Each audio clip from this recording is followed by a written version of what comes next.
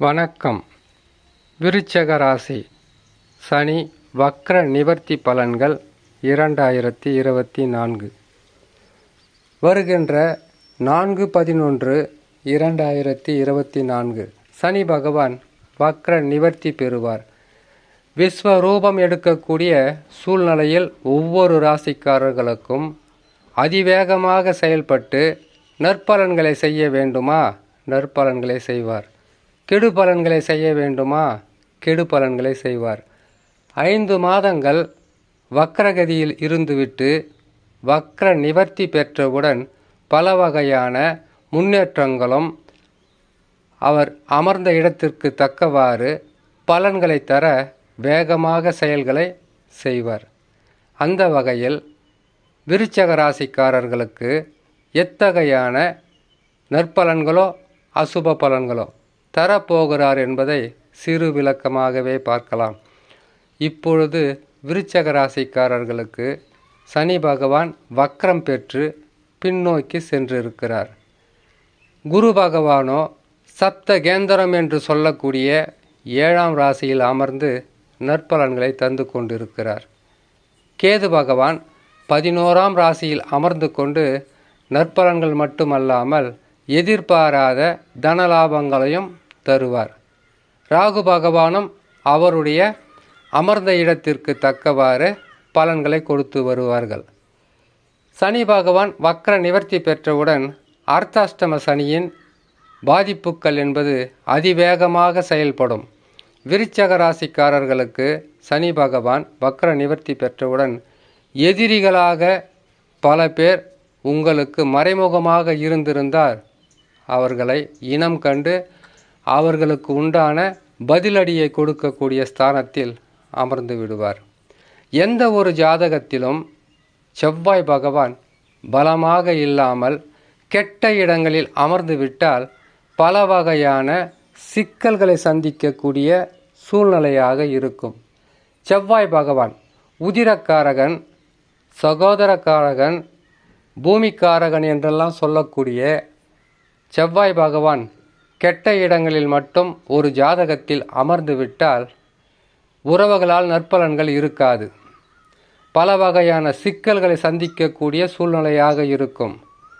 மண்ணும் சொத்தும் இவர்களுக்கு பூமி பிராப்தம் என்பது ஒரு பிரச்சனையாகவே இருக்கும். ஏன்னு கேட்டிங்கனாக்கா, பூமிக்காரகன் கெட்ட இடங்களில் அமர்ந்து விட்டால் வீட்டிலும் பிரச்சனையாக இருக்கும், வேலை செய்கிற இடத்துலையும் பிரச்சனையாக இருக்கும், குடும்பத்திலையும் பிரச்சனையாக இருக்கும். எடுக்கின்ற முயற்சிகளில் எளிதில் வெற்றி கிடைக்காது.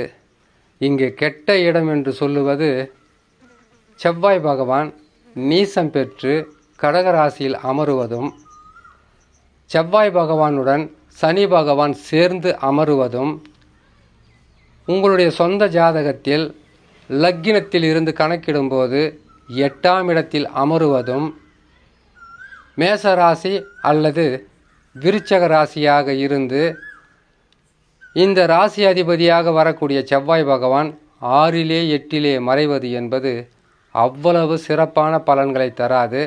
முக்கியமாக சனியுடன் சேருகின்ற செவ்வாய் பகவான் பல வகையான வழக்குகளும் பிரச்சனைகளும் இடத்தாலும் மண்ணாலும் சொத்தாலும் அவ்வப்போது வந்து கொண்டே இருக்கும்.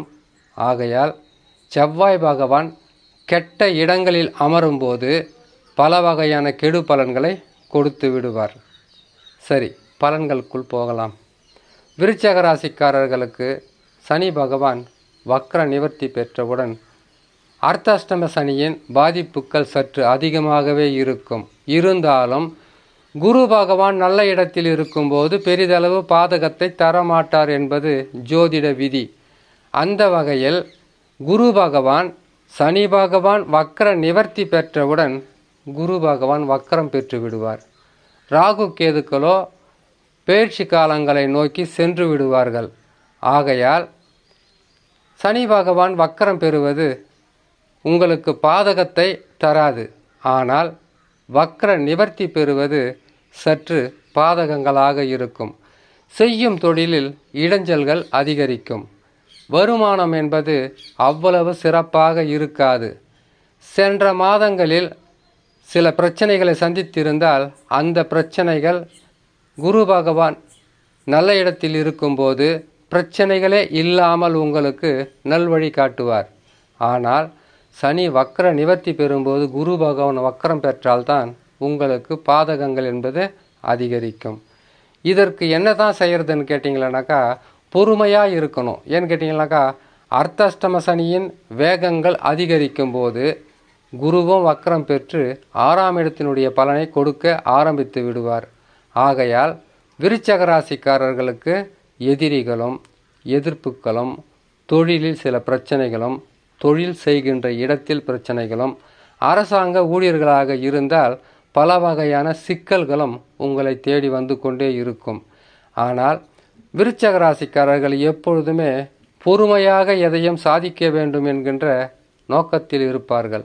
ஆகையால் பொறுமை என்பது உங்களிடத்தில் இருக்கக்கூடிய மிகப்பெரிய ஒரு ஆயுதம்.